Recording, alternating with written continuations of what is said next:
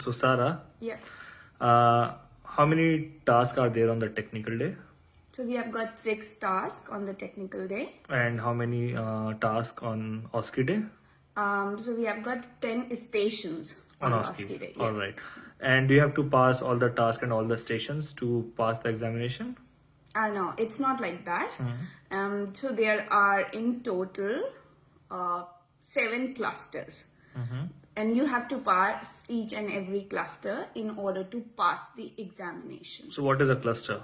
So like in OSCE day, there are 5 clusters that they are looking at. The very first cluster is information gathering cluster, which has got 2 communicative OSCE tasks. And then we have got this diagnosis management cluster, where again there are 2 communicative OSCE cases.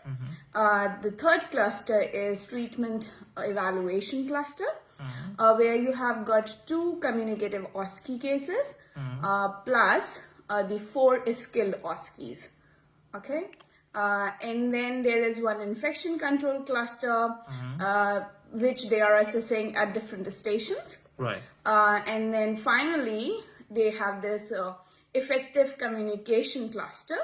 Also, they are assessing it at different stations on the OSCE day. Okay, so what you're saying is that when you are doing one station, you could be doing multiple clusters in that one station? Absolutely. Yeah, All right. absolutely. So clusters are basically a marking criteria, right?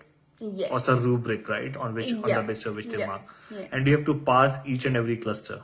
Yes, you have to. For example, like the treatment evaluation one, you have got 2 communicative OSCEs there and 4 skilled OSCEs.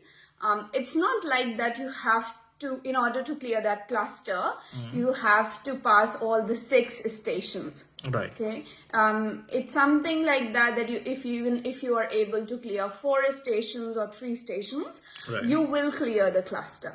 Same goes with the technical day. So we have got 2 clusters on the technical day. One is preparatory cluster, the other one is restorative, and we have got 3 tasks in each cluster. So you have to, in order to clear the cluster, you have to clear either 2 tasks or 1 task. That depends on their assessment. All right. Okay. Yeah. So even if you are failing a task, then failing a task very badly and failing a task with a margin, is that different? Or if you're failing a task, that would have the same effect on the cluster? Yes, absolutely. So if you are failing it with the margin, but in total, when they are totaling with all the 3 tasks, you are making it a pass, then you might pass the cluster. Right. Yeah, but if you're failing in a task really badly, then it might affect your passing criteria for that particular cluster. Right. So even if you are failing, then you try to improve it so that it sort of comes near to the passing. Yes. Like if you can fall within the criteria somehow, making it up to the satisfactory range, Right. in the criteria that ADC has given us, then there are chances that you might pass the cluster. Okay. So is there any other trick or any tip that you want to give about the clusters?